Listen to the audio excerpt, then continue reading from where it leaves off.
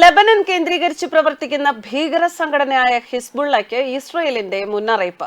പ്രകോപനമുണ്ടായാൽ ഉടൻ ആക്രമിക്കാൻ തയ്യാറാണ് എന്നാണ് സൈനിക വക്താവ് അറിയിച്ചത്.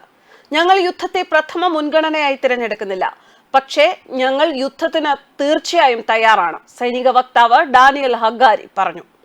ഹിസ്ബുള്ള എവിടെയാണെങ്കിലും ഞങ്ങൾ പ്രവർത്തിക്കുന്നത് തുടരും. മിഡിൽ ഈസ്റ്റിൽ ആവശ്യമുള്ളിടത്ത് ഞങ്ങൾ പ്രവർത്തിക്കുന്നത് തുടർന്നുകൊണ്ടേയിരിക്കും എന്നായിരുന്നു അദ്ദേഹത്തിന്റെ വാക്കുകൾ. തീവ്രവാദ സംഘടനയായ ഹമാസിനെതിരെ ഗാസയിൽ വെടിനിർത്തൽ പ്രഖ്യാപിച്ചാൽ ഇസ്രയേൽ ഹിസ്ബുള്ളയെ ആക്രമിക്കില്ല എന്ന് അർത്ഥമാക്കില്ലെന്ന പ്രതിരോധ മന്ത്രിയുടെ മുന്നറിയിപ്പിനെ തുടർന്നാണ് ഈ അഭിപ്രായ പ്രകടനം. അതേസമയം ഇസ്രയേലും ഹമാസും തമ്മിലുള്ള യുദ്ധം അവസാനിപ്പിക്കാനുള്ള ശ്രമങ്ങൾക്കായി ലോകരാജ്യങ്ങൾ തുടർന്നു വരുന്നുണ്ട്. US, ഈജിപ്ത്, ഖത്തർ, ഇസ്രയേൽ എന്നീ രാജ്യങ്ങൾ മുന്നോട്ട് വെച്ച നിർദ്ദേശം തങ്ങൾ പഠിച്ചു വരികയാണ് എന്നും സ്ഥിരമായ വെടിനിർത്തൽ ഉൾപ്പെടെയുള്ള വ്യവസ്ഥകൾ ഇസ്രയേൽ അംഗീകരിക്കണമെന്നും ഹമാസിന്റെ ഉന്നത ഉദ്യോഗസ്ഥൻ ഒസാമ ഹംദാൻ പറഞ്ഞു.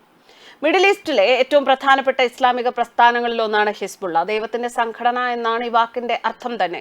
ലെബനീസ് ആഭ്യന്തര യുദ്ധത്തിനിടയിൽ 1982 ഹിസ്ബുള്ള രൂപീകരിച്ചത്. 40 വർഷമായി സംഘടന മിഡിൽ ഈസ്റ്റിൽ സജീവമായി പ്രവർത്തിക്കുന്നുണ്ട്. ഇറാന്റെ പിന്തുണയുള്ള ചില സംഘടനകളുടെ സഹായത്തോടെയാണ് ഇത് പ്രവർത്തിക്കുന്നത്. ലെബനൻ ആസ്ഥാനമായി പ്രവർത്തിക്കുന്ന വലിയ സ്വാധീനമുള്ള ഒരു രാഷ്ട്രീയ പാർട്ടി കൂടിയാണ് ഹിസ്ബുള്ള. TV സ്റ്റേഷനുകളും ക്ലിനിക്കുകളും സ്കൂളുകളും ഉൾപ്പെടെയുള്ള സേവനങ്ങളുടെ വിപുലമായ ശൃംഖലയും ഇവർ കൈകാര്യം ചെയ്യുന്നു. നിയമവിരുദ്ധവും അല്ലാത്തതുമായ നിരവധി ബിസിനസ്സുകളിലൂടെ കോടിക്കണക്കിന് ഡോളറുകൾ ഹിസ്ബുള്ള ഉണ്ടാക്കുന്നുണ്ട്. പല മേഖലകളിലായി വ്യാപിച്ചു കിടക്കുന്ന വിശാലമായ സ്വാധീനവും ഇറാനും സിറിയയുമായുള്ള അടുത്ത ബന്ധവും പല അടിയന്തര ഘട്ടങ്ങളിലും ഹിസ്ബുള്ളയ്ക്ക് സഹായകമായിട്ടുണ്ട്. ഹിസ്ബുള്ളയും ഹമാസും 1980-കളിലാണ് രൂപീകരിക്കുന്നത്. രണ്ടും പ്രതിരോധ സംഘടനകളായാണ് കണക്കാക്കുന്നത്. എന്നാൽ കാഴ്ചപ്പാടുകളിലും ഇസ്ലാമിക വിഭാഗത്തിലും ഇരുവരും തമ്മിൽ വ്യത്യാസമുണ്ട്. ഹമാസ് സുന്നി മുസ്ലിം ബ്രദർഹുഡ് പ്രസ്ഥാനത്തിന്റെ ആശയങ്ങൾ പങ്കിടുന്ന സംഘടനയാണ്. എന്നാൽ ഹിസ്ബുള്ളയുടെ ആശയപരമായ ഉറവ ഇറാനിൽ നടന്ന ഇസ്ലാമിക വിപ്ലവം തന്നെ.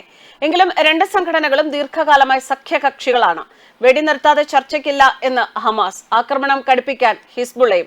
ഇസ്രയേലിന്റെ ഭീഷണി ശക്തമാവുകയാണ്. ഗാസയുടെ മറവിൽ വെസ്റ്റ് ബാങ്കിലെ ഇസ്രയേലിന്റെ അധിനിവേശ വിപുലീകരണ പദ്ധതി, സിറിയയിലെ ആഭ്യന്തര യുദ്ധകാലത്ത് ബംഗ്ലാർ അൽ അസദിന്റെ സർക്കാരിനെ പിന്തുണയ്ക്കാൻ ഹമാസ് വിസമ്മതിച്ചതോടെയാണ് രണ്ട് സംഘടനകളും അകലുന്നത്. എന്നാൽ സംഘടനകളുടെ പ്രതിനിധികളും ഇറാനിയൻ സുരക്ഷാ ഉദ്യോഗസ്ഥരും പതിവായി ചർച്ചകൾ നടത്തിയിരുന്നു.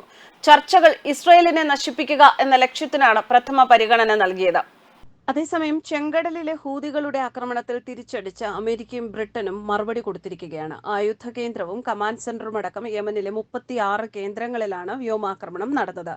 ആഗോള വ്യാപാരത്തെ തടസ്സപ്പെടുത്തുകയും ജീവൻ അപകടത്തിലാക്കും വിധം ആക്രമണം നടത്തിയതിന് പിന്നാലെയാണ് ഇറാൻ പിന്തുണയുള്ള ഹൂതി വിമതരുടെ കേന്ദ്രങ്ങൾ ഇവർ തകർത്തത്. ആയുധ സംഭരണ കേന്ദ്രങ്ങൾ, മിസൈൽ സംവിധാനങ്ങൾ, ലോഞ്ചറുകൾ, വ്യോമ പ്രതിരോധ സംവിധാനങ്ങൾ, റഡാറുകൾ എന്നിവയുടെ നിർമ്മാണവും മറ്റും നടക്കുന്ന കേന്ദ്രങ്ങളും തകർത്തവയിൽ ഉൾപ്പെടുന്നുവെന്ന് പ്രസ്താവനയിൽ പറയുന്നു. ന്യൂസ് ഡെസ്ക് കർമ്മ ന്യൂസ്.